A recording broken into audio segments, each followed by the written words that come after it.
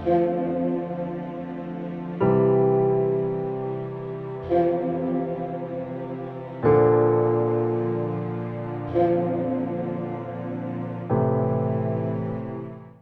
مقدس میں سے ہمارے لیے آج کی تلاوت مقدس پولس رسول کا کرنتھیوں کے نام پہلا خط، اس کا 5واں باب، پہلی تا 8ویں آیت تک۔ اکثروں سے سنتے ہیں کہ تمہارے درمیان حرام کاری ہوتی ہے، اور ایسی حرام کاری جیسی غیر قوموں میں بھی نہیں ہوتی، یعنی کہ ایک آدمی اپنے باپ کی بیوی کو رکھتا ہے، اور تم پھولتے ہو اور زیادہ تر غم نہیں کرتے، تاکہ جس نے یہ کام کیا وہ تم سے نکالا جائے۔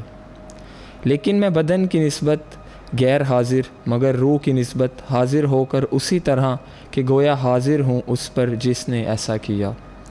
یہ فتویٰ دے چکا ہوں کہ ہمارے خداوند یسوع کے نام سے تم اور میری روح اکٹھے ہو کر ہمارے خداوند کی قدرت کے ساتھ ہم ایسے شخص کو جسم کی ہلاکت کے لیے شیطان کے حوالے کرتے ہیں، تاکہ روح خداوند کے دن میں نجات پائے۔ تمہارا فخر کرنا خوب نہیں۔ کیا تم نہیں جانتے کہ تھوڑا سا خمیر سارے گوندے ہوئے آٹے کو خمیر کر دیتا ہے؟ پرانے خمیر کو نکال پھینکو تاکہ تم تازہ گوندا ہوا آٹا بنو، چنانچہ تم بے خمیر ہو۔ کیونکہ ہمارا بھی فسح یعنی مسیح قربان ہوا۔ پس آؤ ہم عید کریں پرانے خمیر سے نہیں، اور نہ بدی اور شرارت کے خمیر سے، بلکہ صاف دلی اور سچائی کی بے خمیری روٹی سے۔ پاک کلام کے پڑھے اور سنے جانے پر خداوند کی خاص برکت ہو۔ خدا کا شکر ہو۔ آمین۔